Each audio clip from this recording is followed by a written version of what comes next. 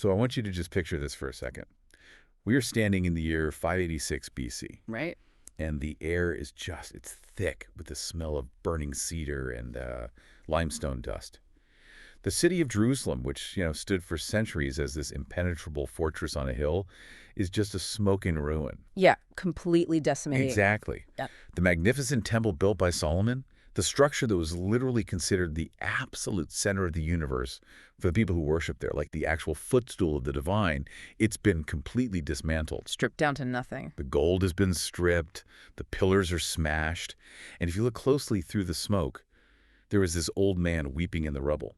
He is watching his king, the direct descendant of David, being blinded and led away in bronze chains. Oh, man. And the people around him are covered in ash. They are traumatized, they are starving, and they are all asking this one just terrifying existential question. Which is, did our God fail? Right. Did God fail us? I mean, it is the ultimate moment of theological trauma because, well, when you study ancient civilizations, you realize that the psychological devastation of an event like this goes far, far beyond just the loss of infrastructure. Yeah, it's not just a ruined building. No, not at all. In the ancient Near Eastern worldview, reality was profoundly binary when it came to warfare. If your city burned and your temple was destroyed, it didn't just mean the enemy had better weapons or, superior tactics. Right, it had cosmic implications. Exactly. It meant your god had been decisively defeated by the god of the conquering army. The spiritual realm directly mirrored the physical battlefield. Which is a terrifyingly clean logic, right? Like, your walls fell, therefore your deity is weak. Marduk, the god of Babylon, has just completely crushed Yahweh, the god of Israel. Oh, that was the assumption, yeah. But today, we are doing a deep dive into the ancient world, specifically looking at a stack of sources that completely upends that entire framework of thinking. We are diving into the Old Testament book of 2 Kings. And we have a really fascinating stack of materials on the table to help us navigate this today. We are working directly from excerpts of the Biblia Hebraica Stuttgartensia. The BHS, right? Yeah, the authoritative Hebrew text of the Old Testament. But we are pairing that primary text with a very comprehensive analytical survey. And I want to be upfront with you about the perspective of this analysis. The survey notes we are working from today are written from a specific conservative, evangelical scholarly viewpoint. Right, that's their framework. Yeah, these materials are actually designed as a rigorous, introductory level overview for ministry students. So people preparing for their Master of Divinity and for local church leaders. Meaning these scholars approach the text with a distinct theological lens. They don't just treat the text as, a dead ancient artifact. They see it as a unified, purposeful piece of redemptive history. Exactly. And our goal today is to impartially unpack their specific analytical framework. We want to convey the ideas, the structural arguments, and, well, the theological conclusions presented by these scholars. Just to help you understand how they read the text. Right, without us endorsing any particular religious viewpoint. We're just acting as your guides through this really heavy academic material. And our mission is to uncover how this ancient text operates. Because reading this survey, it becomes immediately clear that 2 Kings is not just some dry chronological list of who lived and who died. No, not at all. It operates as a highly sophisticated theodicy. A theodicy being a formal defense of God's justice. Right. It's basically an argument constructed to defend the character, the sovereignty, the righteousness of the divine in the face of catastrophic, inexplicable evil, or in this case, national disaster. So we are going to explore how the author of 2 Kings answered that terrifying question, echoing through the rubble in 586 BC, that fear that God had failed, and why the way they told the story changes everything about how we read history. It really does. So let's start with the historical setting. In biblical scholarship, there is this German term that gets thrown around constantly, and our sources lean on it heavily to establish the foundation of their analysis. Sitzen Leben. Yes, Sitzen Leben. Which literally translates to the setting in life. It refers to the sociological, historical, and cultural context in which a text was created or compiled. Right, because you can't just read it in a vacuum. Exactly. You cannot understand a text without understanding the specific crisis or situation that birthed it. And according to the scholarly sources we are examining, the final compilation of 2 Kings, like the moment it actually took its current shape, happened around 560 to 540 BC. Which puts the original readers right smack in the middle of the Babylonian exile. Yes. To understand the emotional weight of this book, You have to mentally place yourself in the geopolitical nightmare its first audience was living through. It was incredibly bleak. Very. The original audience consisted of displaced, completely traumatized Judeans. They were living under absolute Babylonian imperial hegemony. Yeah. They were a conquered people, deported hundreds of miles from their homeland, forced to live in the shadow of massive ziggurats and the temples of foreign gods like Marduk. I was actually trying to find a modern equivalent for this, because it's really hard to wrap our minds around total civilizational collapse. It is. So imagine a family that has held this massive generational estate for centuries. They believe they had a perpetual deed to the land. But then one day, the bank forecloses, bulldozes the ancestral home, and forces the family to live in a cramped apartment in a foreign country. Wow. Yeah. And they are forced to work for the very bankers who ruined them. You'd be sitting in that apartment, desperately trying to figure out what happened. Was the original deed fake? Did someone squander the inheritance? That captures the existential dread perfectly, actually. The readers of 2 Kings were looking back at the loss of their estate, the Promised Land, and they are trying to figure out if the covenant they had with Yahweh, what the Hebrew text calls the Berity. The Berit, right, the covenant treaty. Yeah, if that Berit was completely broken, or if Yahweh himself was just a localized, impotent deity who couldn't protect them from the Babylonian war machine. And the author of 2 Kings steps right into that void of despair. And what strikes me is the sheer scale of the data the author uses. The narrative covers approximately 300 years of history. It's massive. It begins around 853 BC, with a king falling through a roof, which we'll get to, and it doesn't end until 562 BC, with the king being released from a Babylonian prison. It is a sweeping chronology, and this actually brings up the whole question of authorship. Technically, the text is anonymous. Right, no author's bio on the back of the scroll. Exactly. There is no signature at the bottom declaring who compiled these centuries of records, but the survey notes mention that ancient Jewish rabbinic tradition, specifically in the Talmud, attributes the book to the prophet Jeremiah. Right, the tractate Baba Bathra. Yes, that tractate suggests Jeremiah compiled Kings. However, when these conservative scholars look at the internal evidence, they suggest a slightly different picture. Oh, really? Yeah, they argue it was likely compiled by an eyewitness to those final, tragic decades of Jerusalem's fall, or at least someone who had direct, unfettered access to primary royal archives. I actually noticed that while reading the text, the author constantly pauses the story to cite their sources. They'll say something like, "As for the other events of this king's reign, are they not written in the annals of the kings of Israel or the annals of the kings of Judah?" Yeah, very journalistic. Exactly. It feels incredibly journalistic. It demonstrates that the compiler wasn't just fabricating a mythology out of thin air, you know. They were actively curating existing historical records, official state documents, to construct a very specific theological argument. Right. They're gathering the data to present this geopolitical tally. And when you look at the scorecard they present, it is remarkably grim. Oh, it's brutal. To give you some context, by the time 2 Kings opens, the nation has already split into 2 separate kingdoms due to a massive civil war. In the northern kingdom, which is known as Israel, there is a succession of 19 different kings. And the author evaluates every single one of them. And the verdict: all 19 are rated as evil. Complete failure across the board. And the specific reason given for this universal failure is critical. It wasn't because they were bad at economics or lost wars. It was because they followed syncretistic worship. They mixed the worship of Yahweh with the worship of foreign idols. Specifically, they maintained these unauthorized calf shrines set up by their very first king, Jeroboam, to keep people from traveling south to the temple in Jerusalem. So it was political preservation at the cost of spiritual fidelity. Exactly. Then you look at the southern kingdom, Judah, which held on to the capital city of Jerusalem. You have 20 kings there. Out of those 20, the author finds only a rare few who receive unconditional praise. Kings like Hezekiah and Josiah. Right, but the vast majority are condemned for the exact same reasons as the north, failing to tear down the high places where unauthorized syncretistic worship was happening. And this exhaustive tally serves a really powerful purpose for the exiled audience. When you look back at centuries of human history, it is incredibly easy to see nothing but chaos. A king rises, a king is assassinated, a famine hits, an empire invades. To the naked eye, it looks like a random, meaningless series of geopolitical disasters. But according to the scholars who authored our survey, the author of 2 Kings is compiling this specific data to prove to the exiles that This was not chaos at all. The 300-year collapse of their civilization wasn't an accident or just a string of bad luck. No, it was the terrifyingly precise execution of a prior agreement. The covenant. The Berit, yes. The author's goal is to demonstrate that the destruction of Jerusalem was not a failure of God's power, but a manifestation of God's justice.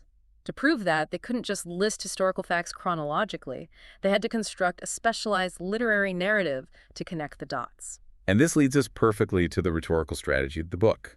Our sources emphasize that in the Hebrew canon, the books of Joshua, Judges, Samuel, and Kings are grouped together under a specific title, the Nevi'im Rishonim. The former prophets, right. And that categorization seems essential. Oh, absolutely. In our modern Western framework, we tend to separate history from theology or prophecy. Like, history is just the facts, theology is the meaning. Right, totally different departments in a university. Exactly. But for the ancient Hebrew mind, this is prophetic literature. It is not archival documentation meant to sit in a dusty library. It is a rhetorical exposition. So, if I'm understanding the survey correctly, it's closer to a prosecutor building a massive historical case in a courtroom. That's a great way to look at it. The author is laying out a logical, step-by-step arc of a nation experiencing self-inflicted spiritual decay. Yeah. Because a prosecutor doesn't just, dump a box of unsorted evidence onto a jury's table. They curate the evidence, sequence it, and narrate it to secure a specific verdict. That is a highly accurate way to visualize it. And the primary tool this prosecutor uses to secure the verdict is what the scholars term the regnal evaluation framework. Ah, okay. This is that stylized, repetitive formula used to introduce and conclude the reign of every single king. Yeah. Like, in the 18th year of King X, King Z began to reign, and he did what was evil in the sight of the Lord. It happens dozens of times. It creates a real rhythmic drumbeat throughout the text. But what is truly revolutionary about this framework is the criteria for judgment. Think about how the rest of the ancient Near Eastern world judged their monarchs. Right. A king was considered great based on his GDP, his military conquests, the sheer size of his standing army, or his massive infrastructure projects. Yeah, if you build a giant ziggurat or conquer 3 neighboring territories, history remembers you as a success. Entirely. Okay. But the author of 2 Kings completely throws out those metrics. Kings are evaluated by a single KPI, a single key performance indicator. Which is? Their fidelity to the central sanctuary in Jerusalem and their absolute rejection of idolatry. Wow. You could have expanded the borders of Israel to their greatest extent since Solomon, which King Jeroboam II actually did in the northern kingdom. But if you allowed idol worship, the text dismisses your entire economically prosperous reign in just a few short dismissive verses. It is a radical subversion of human success metrics. It essentially tells the reader that God does not care about your military might if your spiritual fidelity is compromised. Exactly. But the author's brilliance goes beyond just repeating a formula. They use intricate literary structures to make their point. The survey spends a lot of time on something called typological parallelism. Yes, specifically looking at the 2nd chapter of the book. The passing of the prophetic mantle. Right. Right. Chapter 2 is just a masterclass in rhetorical engineering. We see the older prophet, Elijah, nearing the end of his life. He travels to the Jordan River with his protege, Elisha. Elijah takes his cloak, his mantle, rolls it up, and strikes the waters of the river. And the waters literally physically part, right? Yes, the waters part, and the 2 men cross over on dry ground. Shortly after, Elijah is taken up to heaven in a whirlwind, and Elisha picks up that fallen cloak. He walks back to the river, strikes the water himself, and it parts again. Now, on the surface, it's a dramatic story of succession. But why does the author include the specific detail of parting the water? The scholars argue that to an ancient Hebrew reader, this is a massive, flashing neon sign pointing directly backward in their history. It's impossible to miss if you know the Torah.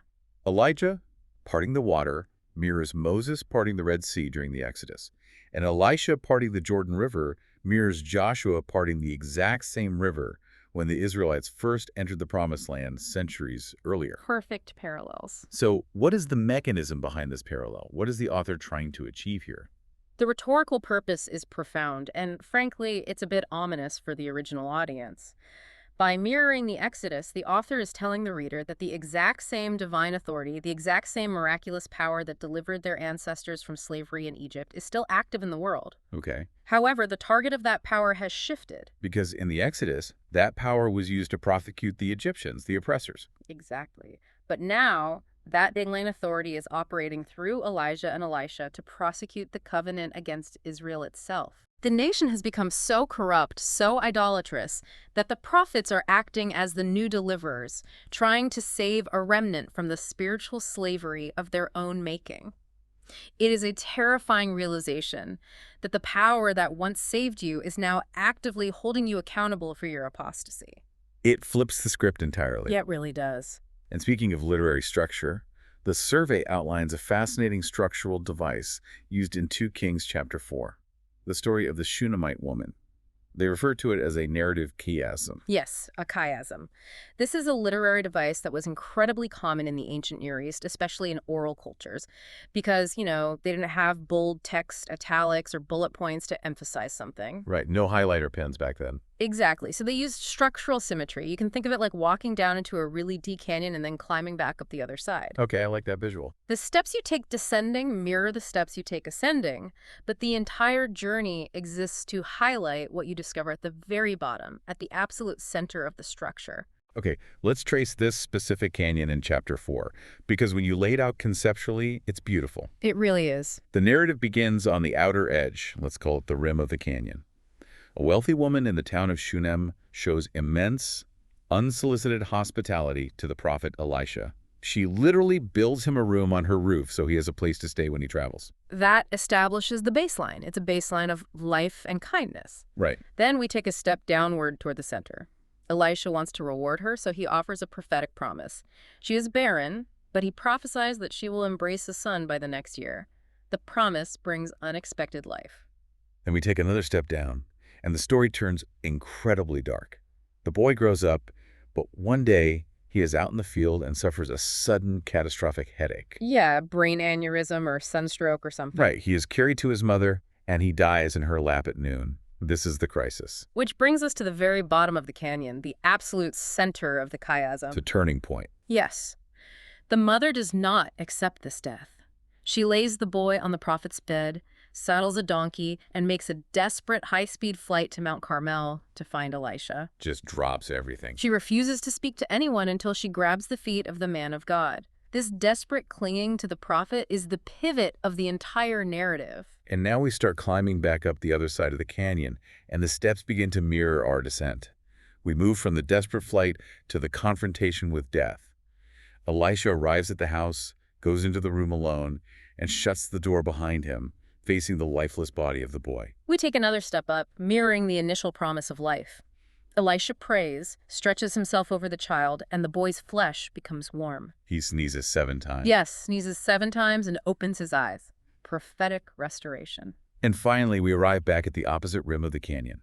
Elisha summons the woman. She comes in, falls at his feet, and takes up her living son.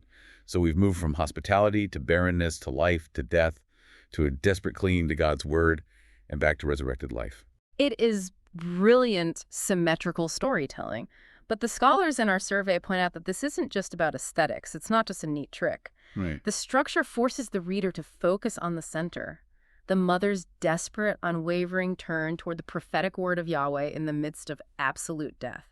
The author is subtly screaming to the exiled audience in Babylon, "This is what your kings failed to do." Oh, man. When the nation faced death, the kings turned to foreign alliances and idols, but life is only found by desperately clinging to the word of God.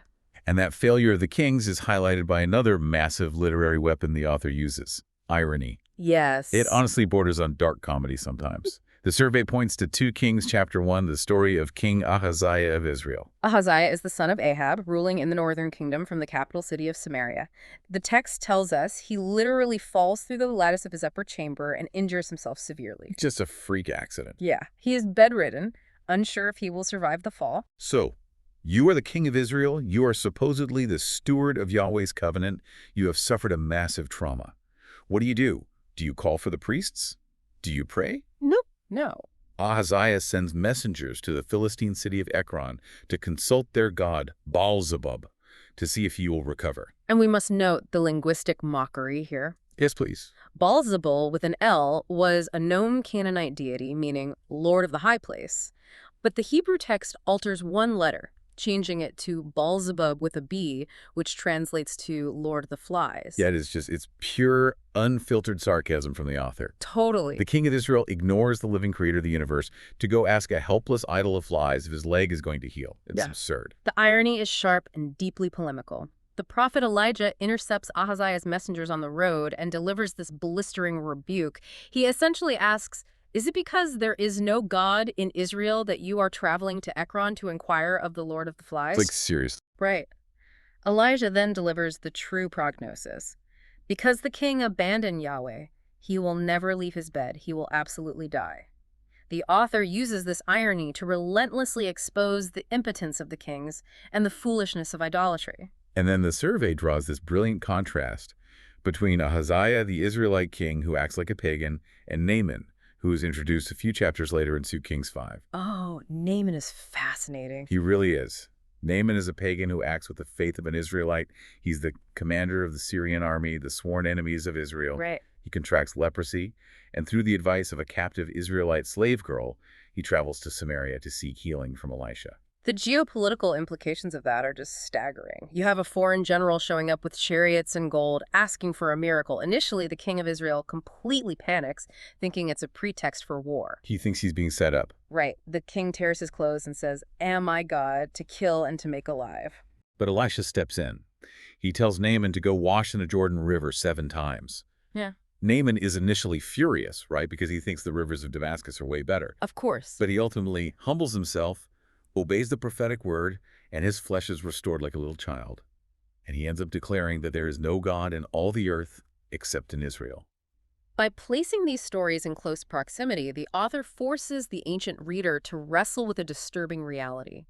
A Syrian military commander displays far more faith, humility, and obedience to the God of Israel than Israel's own monarch. That is a devastating critique. It is a devastating critique of ethnic presumption. The text is aggressively arguing that covenant loyalty and obedience to the prophetic word are what define the true people of God, not just living within the borders of Israel. So all these devices, the regnal framework, the mirror structures, the biting irony, they aren't just parlor tricks. They are the scaffolding of a massive intertextual argument. Yeah. The survey stresses that 2 Kings is constantly having a conversation with older texts in the Hebrew Bible. It's operating as the story behind the story.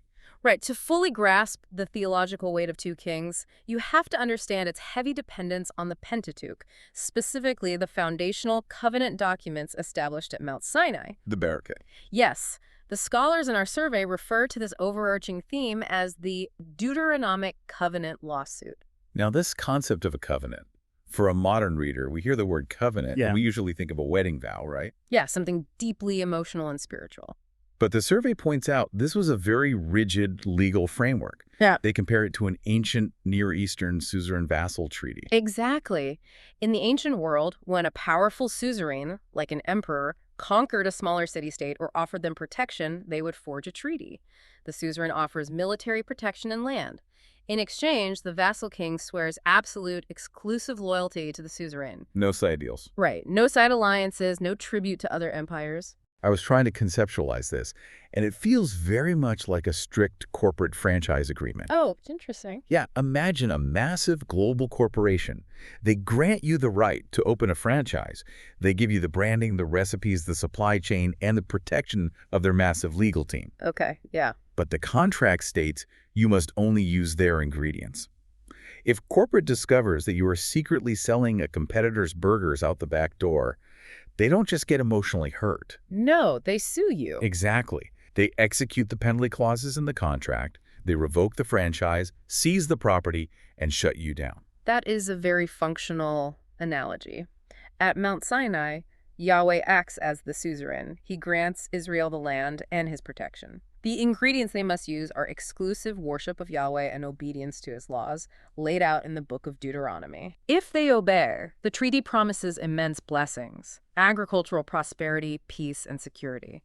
But if they rebel, if they start selling competitors' burgers by worshiping Canaanite gods. Deuteronomy 28 and Leviticus 26 lay out explicit curses: famine, disease, military defeat, and the ultimate penalty clause: expulsion from the land. Exile. Exile. And the author of 2 Kings uses those specific chapters of Deuteronomy as a literal legal checklist against the monarchy. Yeah. We see the terrifying climax of this lawsuit in 2 Kings chapter 17. Yes, the fall of the northern kingdom. Right. This is the moment when the northern kingdom finally falls to the massive Assyrian Empire in 722 BC. The capital city of Samaria is besieged and captured, and right in the middle of describing the military defeat, the narrative literally hits pause. It is one of the most significant theological pauses in the entire Bible. The author stops the action to provide a long, deeply analytical rationale for why the nation was destroyed. Verses 7 through 23 of chapter 17 operate as the formal reading of the verdict. The text reads like an indictment. It says, "The disaster occurred because the people of Israel had sinned against the Lord. They, quote, secretly did things that were not right. Yeah. They built high places in all their towns. They set up sacred pillars and wooden Asherah poles on every high hill. They stubbornly refused to listen to the prophets who warned them. They literally walked through the penalty clauses of the contract, step by step." And the survey emphasizes how this exile is presented as the literal historicized fulfillment of Deuteronomy 28, specifically verse 64, which explicitly warned centuries earlier that if they broke the treaty, the Lord would scatter them among all nations from one end of the earth to the other. Which perfectly answers the terrifying question of the exiles in Babylon. The author is looking at the trauma of 586 BC and saying, listen to me. God didn't lose a battle to Marduk. God executed a warrant. He enforced the contract. It is a paradigm-shifting argument. It completely preserves the sovereignty and justice of God. But, as the scholars point out, it introduces a severe tension into the text. What kind of tension? Well, if God is executing this strict, unbending, retributive justice, why doesn't he just wipe out the entire project? Right. Why does the southern kingdom of Judah survive for another 130 years after the north falls? And why is there any remnant left at all? Right. If corporate revokes the franchise, they usually take everything and close the doors forever. This leads us to the second major canonical connection our sources explore: the preservation of the Davidic dynasty. The near motif. Right. Explain the near motif for us. So, while both kingdoms are judged by the Sinai covenant, the southern kingdom of Judah has an additional vital layer of theological protection: the Davidic covenant, found in 2 Samuel chapter 7. God made a unilateral, unconditional promise to King David that his house, his kingdom, and his throne would be established forever. His Zerah, his seed, right? Yes, his Zerah. And we see the tension between these two covenants constantly. The kings of Judah plunge into some of the most horrific idolatry imaginable. I mean, King Manasseh literally sacrifices his own son in the fire and builds altars to the stars inside the temple courtyards. Unimaginable stuff. By all rights, the Sinai contract demands immediate annihilation. But the text will repeatedly pull back and say something to the effect of, "Yet the Lord was not willing to destroy Judah for the sake of David, his servant." And this is where that specific Hebrew word near becomes crucial. Yes. Near translates to a lamp. Okay. The recurring motif in 2 Kings is that God maintains a flickering lamp of the royal line of David in Jerusalem.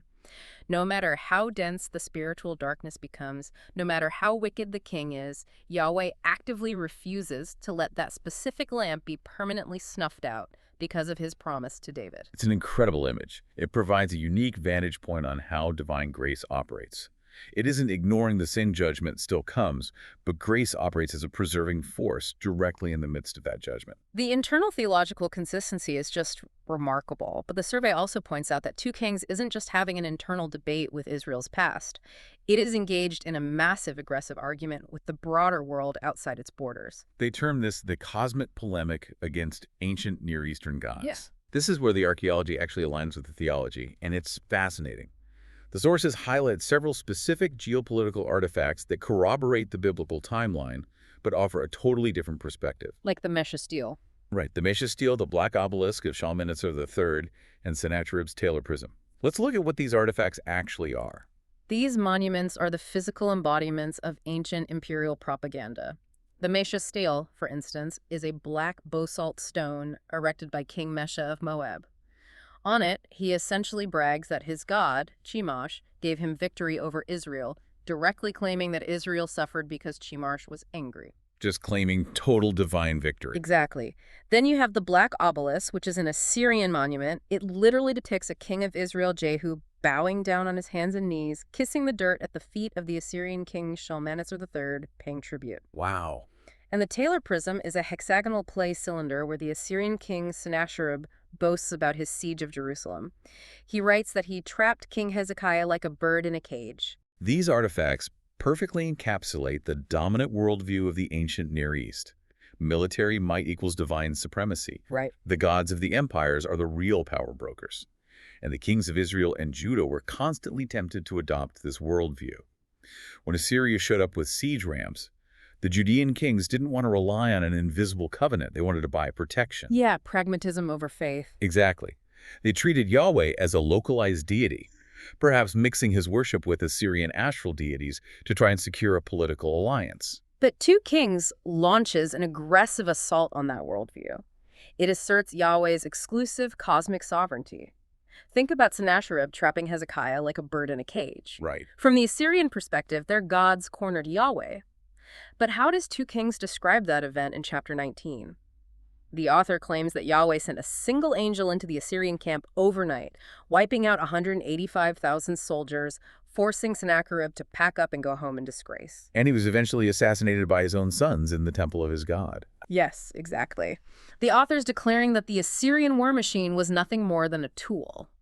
And when the Babylonians finally break through the walls of Jerusalem in 586 BC, 2 Kings insists that Marduk did not defeat Yahweh. Yahweh summoned Babylon. He whistled for them, used them as a rod of discipline to enforce the Sinai covenant, and remained completely sovereign over the entire process. It is a radical reframing of global politics. You know, when you stop and think about the implications of that claim, it's staggering. If God is actively using ruthless enemy empires to punish his own covenant people, what does that tell us about his character? That's the big question. And more importantly for the traumatized exiles, what does it tell them about the reliability of his word? That question is the pivot point of the entire survey's analysis. It brings us to the core theological heartbeat of the book. The absolute infallibility of the Dabar Yahweh, the word of the Lord, and the resulting theology of the remnant. The sources describe this phrase, Dabar Yahweh, almost as if it's an active literary character in the narrative, not just a soundbite. That is precisely how the Hebrew text treats it. In 2 Kings, the prophetic word is never portrayed as a passive wish or like a probabilistic prediction of the future. The Dabar Yahweh is an active, creative force that violently shapes human history. Wow. When a true prophet speaks the word of God, the fabric of reality bends to accommodate that declaration. Earthly power is entirely subordinate to it. The survey highlights some intense examples of this force in action.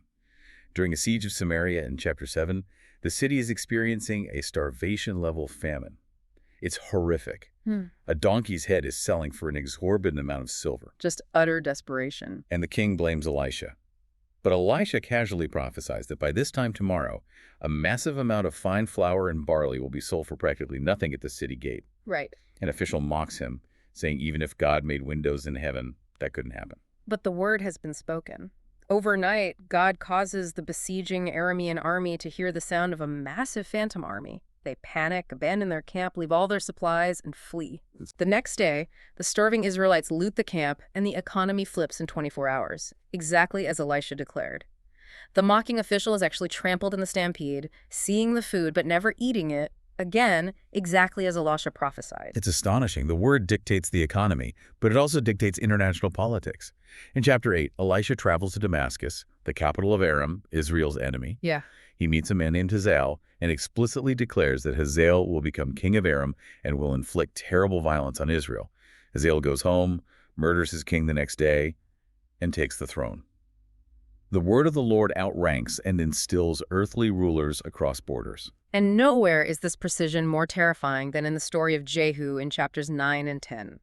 Decades earlier, Elijah had prophesied the total annihilation of King Ahab's dynasty, including the gruesome death of his wicked queen, Jezebel, because they murdered a man named Naboth for his vineyard. Decades pass, Ahab dies. It seems like the word might have expired, right? Yeah. But the Dabar Yahweh doesn't expire. Elisha sends a young prophet to anoint Jehu, a military commander, as the new king of Israel. Jehu unleashes a bloodbath. He assassinates Ahab's son, Joram. He commands that Jezebel be thrown out of a window and the dogs devour her in the street, leaving only her skull, feet, and hands. It is brutal, horrifying violence. He slaughters 70 sons of Ahab. It is deeply unsettling to read. But the author's primary focus isn't just the violence, it's the theological mechanism behind it. Time and time again during Jehu's purge, the text repeats a specific phrase. This happened according to the word of the Lord, which he spoke by his servant Elijah. The execution is microscopic in its precision. So why does the author dwell on this? The conservative evangelical scholars point out that this emphasis was a lifeline for the original audience sitting in exile. Absolutely. Think about their logic. If God's terrifying words of judgment, the curses of the covenant spoken through Moses, Elijah, and Elisha came true down to the absolute smallest, most microscopic detail, Then the inverse must also be true. His promises of future restoration must be equally reliable. The horrific execution of the judgment validates the integrity of the promises. If God was faithful to execute the severe curses of the covenant, he will be immutably faithful to execute the blessings when the discipline is complete. which ties perfectly into their view of God's character. He is presented as a patient, but ultimately holy judge. The survey frames this beautifully. The exile wasn't a sudden divine temper tantrum. God didn't just wake up one morning in 586 BC and decide he had had enough. The exile was the result of centuries of repeated, incredibly clear warnings sent through a relentless stream of prophets. The author goes out of their way to show how many chances the kings had to repent. So many chances. The justice enacted is strictly retributive, meaning it gives exactly what was earned according to the legal terms agreed upon at Sinai, but it is profoundly, painfully patient. And even in the absolute climax of that retributive justice, the destruction of Jerusalem, there's a tension. Severe judgment is miraculously balanced by unmerited grace. And this is where the theology of the remnant fully emerges. Yes, remnant theology. This is the foundational idea that Yahweh will never allow his true covenant people to be utterly eradicated from the earth. Right. Even when the institutional structures that define them fall apart, when the monarchy collapses, the temple burns, and the city walls are leveled, a faithful remnant is preserved through the fire. I want you to think about that from your own perspective for a moment. Whether you are looking at the broad sweep of history or just a moment in your own life where you experienced total systemic failure, a moment when the structures you trusted to keep you safe simply collapsed. It's a terrifying feeling. It really is. But the theology of 2 Kings suggests that even in total systemic collapse, God's ultimate redemptive purposes are not thwarted. The forest burns down, but a seed survives underground. A remnant is preserved. And that persistent preservation of the seed, specifically the royal seed of David, the Zerah, leads the scholars who author our source material to their ultimate focal point. Because they are approaching this from a conservative evangelical perspective, they do not read 2 Kings merely as a tragic history of a failed nation. Right? They see a trajectory. They read it as a trajectory pointing relentlessly forward toward a future hope.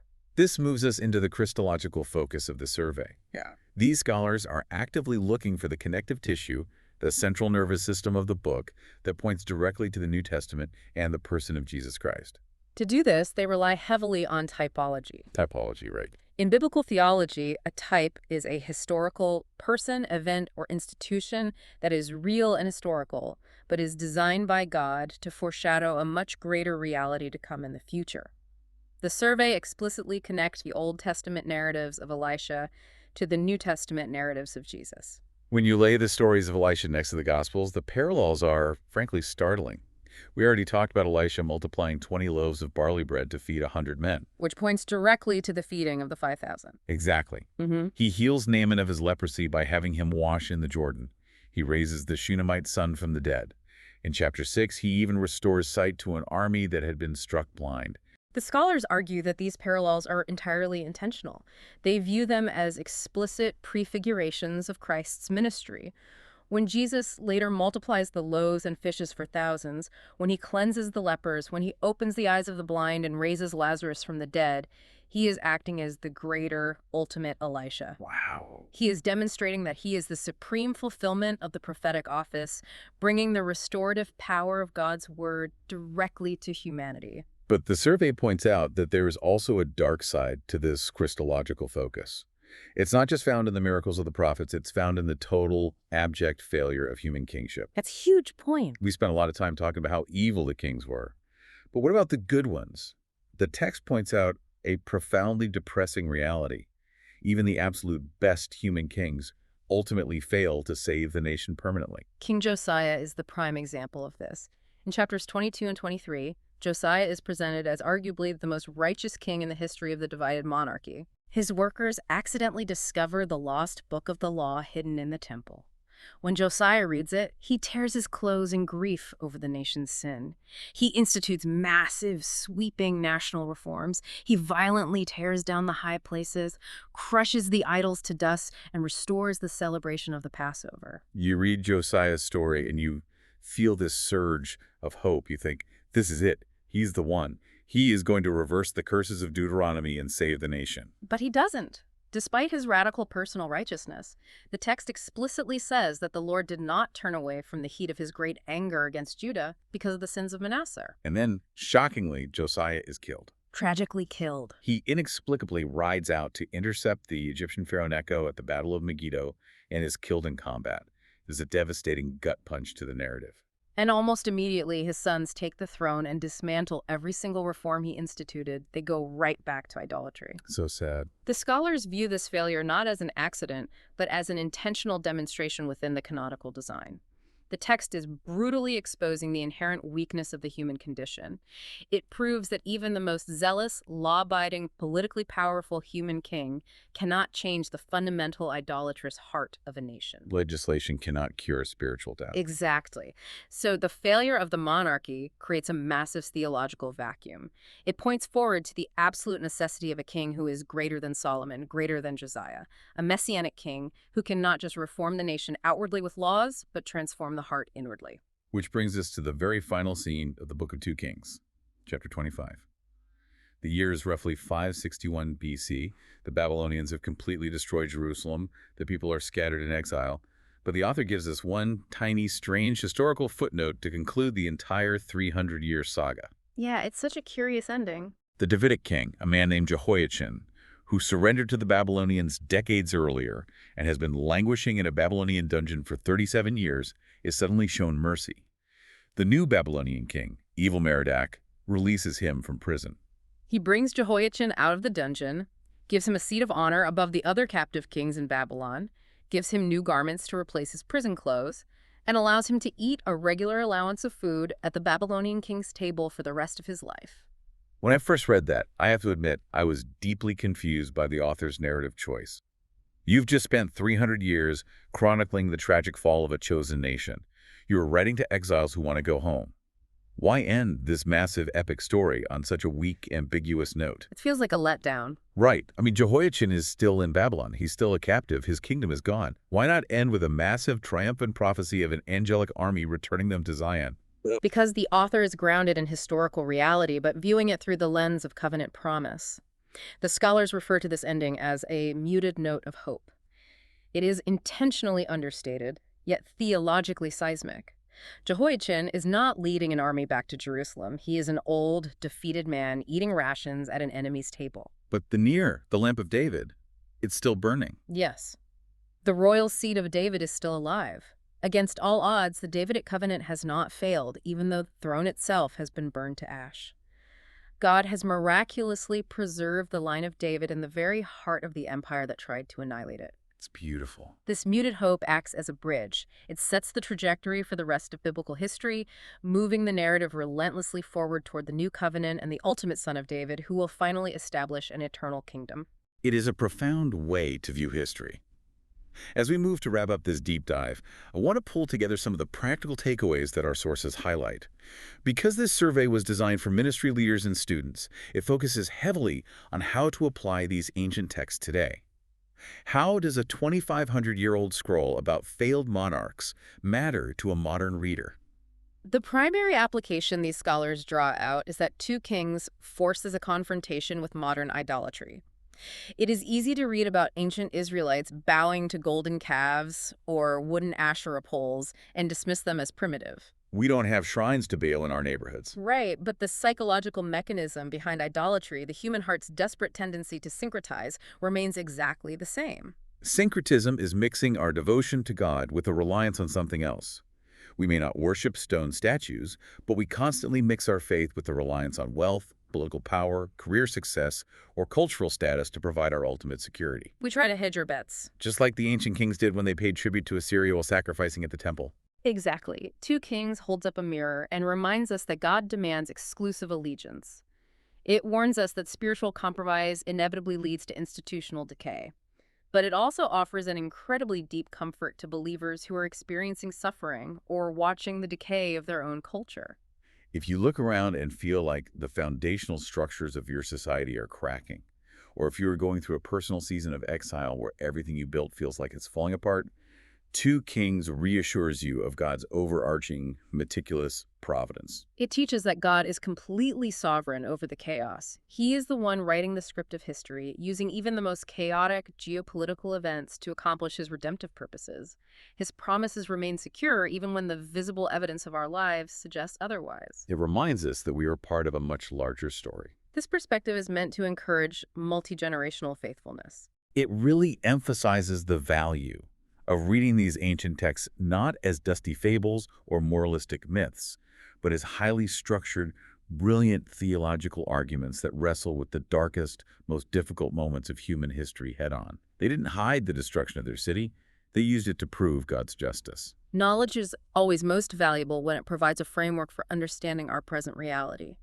Seeing the patterns of divine justice and mercy in 2 Kings helps us interpret the confusing patterns of our own world through a lens of resilient faith rather than despair. And that leads me to a final thought I want to leave you to mull over.